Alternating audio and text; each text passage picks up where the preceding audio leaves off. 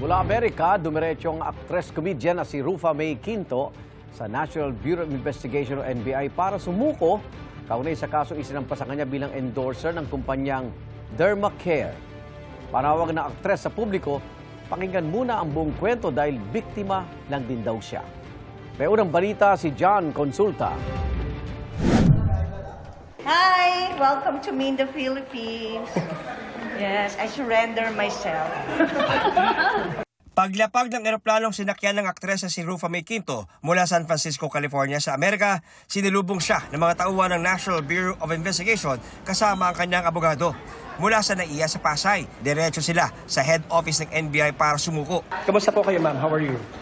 Okay naman, medyo pagod kasi galing US. Antok. Matapos dumaan kay NBI Director Jaime Santiago, prinoseso ang mga papeles kaugnay sa kanyang pagsuko. Biktima din po tayo, kaya lahat haharapin, go, go, go. Hindi maganda kasi reputasyon ko na yung sinisira dito. Kaya rin haharap ako para i-clear ko yung name ko. Sa totoo lang, dapat ang hanapin nila yung may-ari. Wala naman akong pinalaman sa kanila.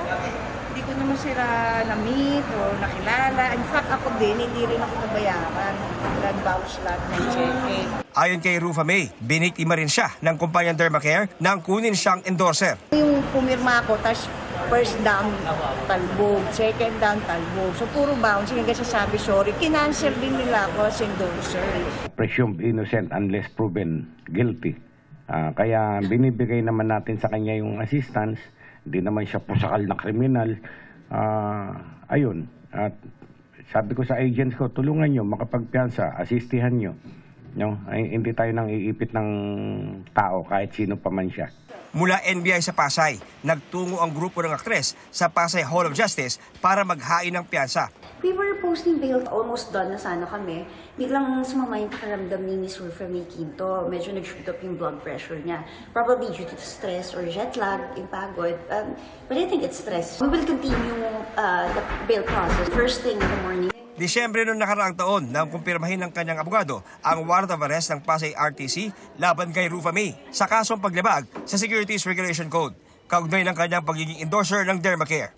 Sangkot umano siya sa pagbebenta at pag-aalok ng security sa Pilipinas nang walang pahintulot mula sa SEC. Sinusubukan ng GMA Integrated News na makuha ang panig ng Dermacare ukol dito. Apila ng aktres, wag sana siyang husgahan at pakinggan muna ang buong kwento bago maniwala.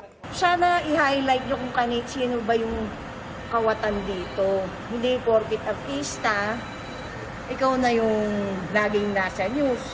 Diba? Ibig sabihin, kailangan malinaw na hindi lang po ako, hindi yung mismo may-ari ang dapat habulin.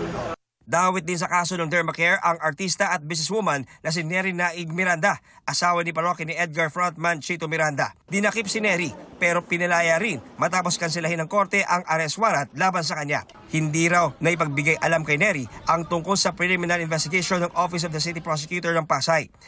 Ito ang unang balita. John Consulta para sa GMA Integrated News. Igan, mauna ka sa mga balita, mag-subscribe na sa GMA Integrated News sa YouTube para sa iba't ibang ulat sa ating bansa.